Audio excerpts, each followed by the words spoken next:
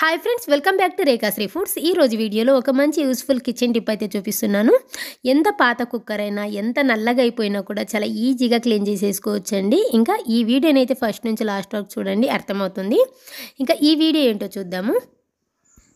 నా దగ్గర అయితే ఇలాంటి కుక్కర్ ఉంది, బాగా నల్లగా అయిపోయిందనమాట. దీన్నైతే ఒక 10 సంవత్సరాల నుంచి యూజ్ చేస్తున్నాను. నా దగ్గర ఇంకా ఎక్స్ట్రా 2 కుక్కర్లు ఉన్నాయి. 2 కుక్కర్లు ఉన్నా కూడా ఇదంటేనే నాకు ఇష్టం, ఎందుకంటే వాటికన్నా కూడా ఇదే బాగా పనిచేస్తుంది అనమాట. ఈ విధంగా నల్లగా అయిపోయింది. దీన్నైతే నేను చాలాసార్లు కేక్ బేకింగ్ కోసం యూజ్ చేశాను అనమాట.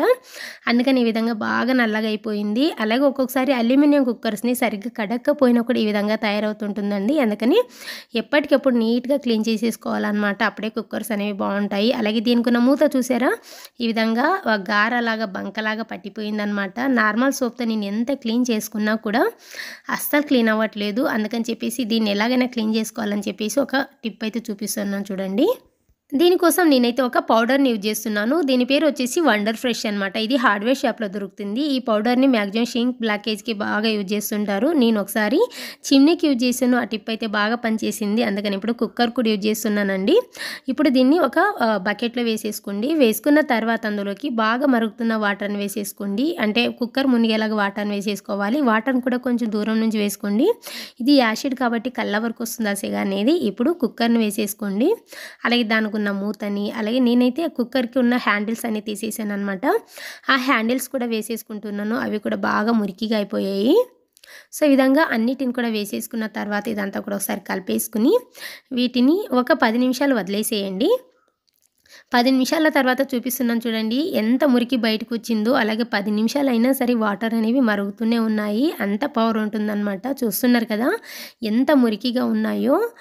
అంటే మ్యాక్సిమం ఇప్పుడే సగం మురికి అనేది బయటకు వచ్చేస్తుంది. సో ఇదంతా కూడా ఓవర్ నైట్ అంతా నానబెట్టుకోవాలి. నానబెట్టుకున్న తర్వాత నెక్స్ట్ డే మార్నింగ్ చూపిస్తున్నాను చూడండి. ఈ విధంగా బాగా అంటే కలర్ అంతా చేంజ్ అయిపోయి ఉంటుంది. కలర్ అంతా కూడా చేంజ్ అయిపోయి ఈ విధంగా సాఫ్ట్గా అయిపోయి ఉంటుంది అనమాట. అంటే మనం క్లీన్ చేసేటప్పుడు ఈజీగా అయిపోతుంది. యాసిడ్ కాబట్టి కొంచెం నల్లగా అయిపోయింది, క్లీన్ చేస్తే పోతుంది అనమాట. ఇప్పుడు ఇందులో ఉన్న వాటర్ని షింక్లో వేసేసుకోండి, ఎక్కడైనా బ్లాకేజ్ ఉన్నా కూడా పోతుంది అనమాట.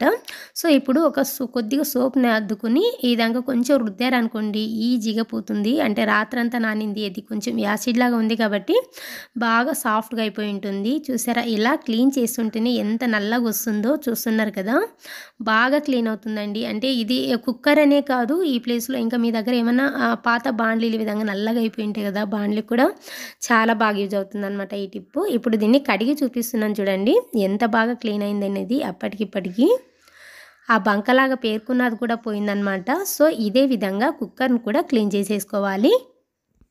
సో ఈ విధంగా బాగా రుద్దుతూ ఉన్నారనుకోండి, ఈజీగా పోతుందనమాట. చూసారా ఎంత క్లీన్ అయిపోయిందో, ఎంత బంకలాగా పట్టినా కూడా.